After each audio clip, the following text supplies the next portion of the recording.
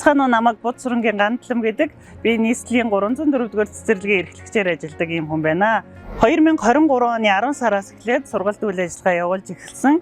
Нийт 10 бүлэг 240 хүүхдийн хүчин чадалтайгаар 46 багш ажилтнтайгаар сургалт хүмүүжил сургалтын үйл ажиллагаагаа зохион байгуулж ажиллаж байна. Манай цэцэрлэг нь 2 дахь жилдээ сургалт үйл ажиллагаа зохион байгуулагдж байгаа. 24-өөс 25 оны хичээлийн жилд Хамран сурах тойргийн 38-39 дугаар хорооныхоо нийт 500 гаруй хүүхдэд сургуулийн өмнөх боловсрол олгохоор бэлтгэл ажлаа ханган ажиллаж байгаа.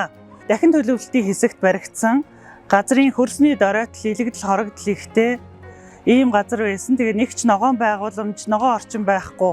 Бид бүхэн тэрбум мод сан төсөл бичснээр шалгараад тэгээд ийм сайхан төслийг бас авч чадсан. Энэ төслийн үр дүнд 496 м2 талбай зүлэгжүүлэлтийн ажил хийгдснээс гадна гацуур, шинс, монс, бүүс, голтбор, агч, хайлаас зэрэг нийт 256 нэр төрлийн модыг бид нар бас амжилттайгаар тарьж ургуулсан байгаа. Төслөөс маань хүүхдийн танин мэдэх экологийн боловсролыг дэмжих зорилгоор хүлэмжийг бас байгуулж өгсөн. Мөн услгааны систем, бусад багц хэрэгслийг бас төслөөс маань хангаж өгөөд өдөр болгон манай багш ажилтан албаа хаагчид маань услгаа, арчилгаа, тордлогоогоо ингээд хийгээд бид бүхэн маш амжилттайгаар энэ төслийг хэрэгжүүлэн ажиллаж байгаадаа бас баяртай байгаа.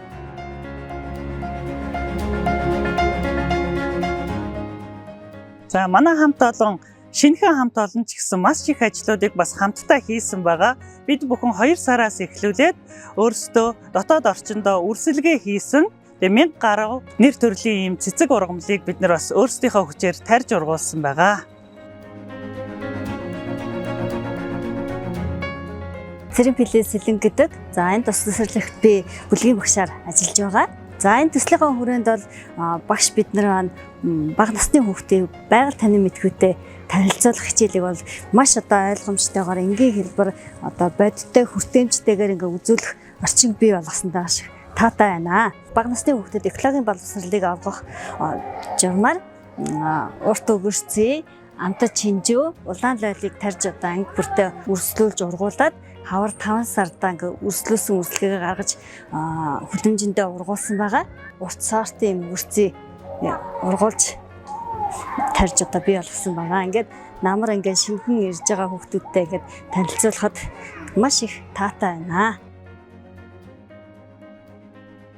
За тэрбум мод сангийн төсөл маань хэрэгжснээр хүүхдүүд маань цэцэрлэгтэй эрэхтэй, аз жаргалтай, баяр баясгалантайгаар ирэх орчин нөхцөл бүрдсэн. Багш ажилтан маань энэ гоё ногоо орчноо хараад баярлсан сэтгэлээ ингээд ийм маш гоё илэрхийлдэг болсон.